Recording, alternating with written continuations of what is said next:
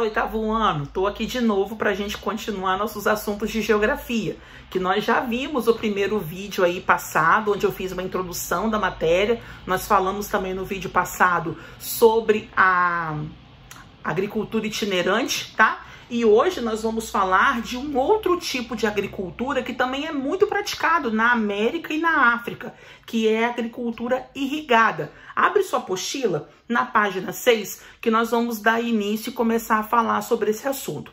Quando você ouve esse título, esse tema, agricultura irrigada, o que você entende? Qual é a primeira palavra ou a primeira ideia que vem na sua cabeça? Irrigada é um tipo de agricultura que necessita de irrigação. Talvez está num local em que a disponibilidade de água não seja tão favorável. Então é preciso que o ser humano aí desenvolva técnicas para irrigar aquela lavoura. Foi isso que você pensou? É mais ou menos isso. Vamos falar sobre isso então na página 6? Vamos começar grifando, só para não perder o costume. A proporção das áreas agrícolas irrigadas no mundo é bastante heterogênea e varia muito entre os países, continentes e regiões. Isso se explica por diferentes fatores. Qual é o primeiro fator que ele trouxe para a gente? A sazonalidade e a irregularidade das chuvas, que fazem com que longos períodos de estiagem prejudiquem o cultivo. A qualidade do solo, muitas vezes carente de nutrientes e com propriedades físicas desfavoráveis. E a condição econômica e tecnológica do país, que pode tornar o uso de máquinas e equipamentos uma realidade amplamente acessível. Então ele te deu aí, basicamente, 3 motivos que fazem com que aquele agricultor, aquele país, aquela propriedade use esse tipo de agricultura. Primeiro, é num local que às vezes o volume de chuva não é tão frequente. A famosa sazonalidade. O que é isso? Alguns meses do ano chove bem, tem um regime de chuva mais frequente, mas determinados meses do ano é seco, não chove. E aquela plantação não pode esperar o regime de chuva começar novamente. É preciso ter uma agricultura irrigada. O outro motivo que ele te deu aí, o segundo tópico, é o tipo de solo, que acaba influenciando muito também. Um solo mais empobrecido, com poucos nutrientes, necessitam de um pouco mais de água. Então é necessário essa irrigação. E o outro motivo que ele trouxe pra gente é o desenvolvimento dos países. Tem países na Europa, nós não estamos falando de Europa, né? Estamos falando de América e África. Aqui na América, por exemplo, Estados Unidos, Canadá, são países desenvolvidos, que têm uma tecnologia usada na agricultura de ponta. Então, eles têm condições de desenvolver esse tipo de técnica. Esses são os principais motivos que fazem com que as pessoas utilizem a agricultura irrigada. Deu para você entender? Acho que sim. Se não deu, me chama no privado que eu tô aqui para isso. Vamos falar no mapa? O que ele está trazendo para a gente? América e África, proporção de áreas agrícolas utilizadas sobre o sistema de irrigação. Aqui ele vem trazendo para a gente quais são as áreas, quais são os países da América e da África que utilizam muita agricultura irrigada. Então, os países que estão em tom de verde mais escuro são os países que mais utilizam agricultura irrigada. Então, se você vê na América, por exemplo, nós temos Estados Unidos, México, Equador, Suriname, Chile, com cores escuras. Será que esses países usam por qual motivo? Pouca chuva? Solo com poucos nutrientes? Ou porque tem dinheiro suficiente para investir nesse tipo de técnica? Você tem que avaliar tudo isso, tá?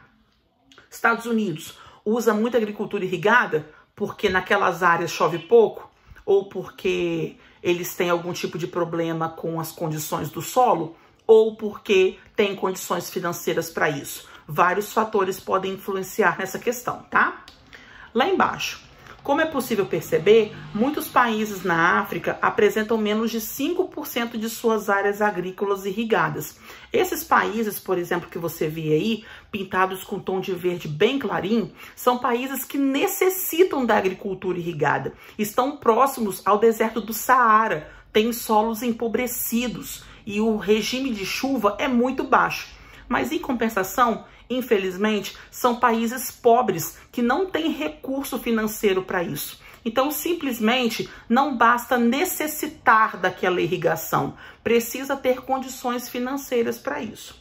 Vamos virar para a página 7, para a gente dar continuação a esse assunto? Em períodos de seca prolongada ou temperaturas elevadas, desfavoráveis para o desenvolvimento dos vinhedos, agricultores dos vales da Califórnia, nos Estados Unidos, têm monitorado um sistema de irrigação por meio de sondas, que emitem dados da umidade do solo, e drones, que transportam câmeras especiais. Então, você vê que nesse caso aqui, em alguns lugares dos Estados Unidos, na Califórnia que ele citou, tem o problema do regime de chuva, mas a sorte e a grande vantagem dos Estados Unidos é que eles possuem recursos financeiros para isso. Utilizam tecnologia avançada, drones e todo um aparato tecnológico para não deixar essa plantação acabar morrendo. A agricultura irrigada, embora não seja uma prática antiga quanto a agricultura itinerante, também existe há milhares de anos. Os egípcios, bem como os povos da Mesopotâmia, foram, há cerca de 5.000 anos, pioneiros na construção de sistema de canais. Então aqui você vê que a agricultura irrigada, apesar de necessitar de todo um recurso tecnológico, ela não é tão recente como se imagina. Eu acho que você deve lembrar, você estudou comigo lá no 6º ano os povos da antiguidade. Egípcios, mesopotâmicos, eles já tinham conhecimentos matemáticos e eles já desenvolviam um sistema de irrigação para as suas lavouras. Claro que era algo mais simples, não eram maquinários, mas eles já tinham engenhocas e já sabiam desenvolver estratégias aí para não deixar as suas plantações morrerem. Vamos continuar grifando comigo? No século XX, a irrigação de parte do deserto pelas águas do Nilo sofreu uma forte interferência com as construções das barragens de Assuã. Essa barragem foi construída no Nilo, no Egito, e ela acabou comprometendo a situação de uma vasta área que necessitou depois de irrigação, porque o rio já não passava mais por esses locais. Então, são problemas que vão surgindo ao longo dos anos e que o ser humano vai resolvendo. O de baixo você pode pular. Vamos falar do Assuã de novo? As barragens de Assuã provocaram, porém, impactos ambientais relacionados à sua represa, em especial favorecendo a salinização dos solos, problema comum em terras irrigadas de regiões áridas e semiáridas. Aqui são problemas que acabaram surgindo em decorrência da barragem. Aquele solo que não recebeu mais aquele volume de água do rio acabou tendo o seu teor de sais minerais aumentado, e aí aquela água que depois ficou ali se tornou salgada, imprópria para o consumo, para a irrigação, para nada. Vamos lá embaixo? No Brasil, o sertão nordestino, como é conhecido a região semiárida do Nordeste, apresenta uma situação até certo ponto análoga ou comparável à do Egito. Em ambos os casos, há uma grande esperança da ampliação da produtividade. Vocês conhecem a história da construção, né, da obra do Rio São Francisco, sabe que ali existe um ponto divergente, muitas pessoas são a favor dessa obra de transposição do rio, os ambientalistas já acham que vai causar um impacto ambiental muito grande ali, então fica sempre nesse jogo de empurra e a obra ainda não foi concluída, tá rolando ainda, tá? Para a gente finalizar, a página 8, lá em cima.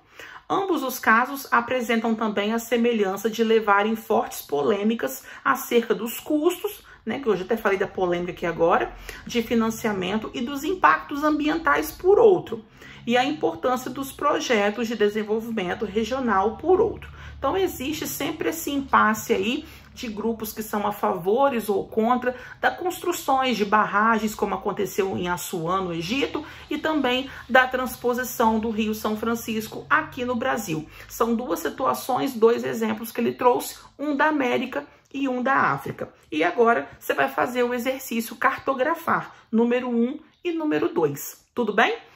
Vou embora e a gente volta já já na próxima videoaula. Beijo, até mais!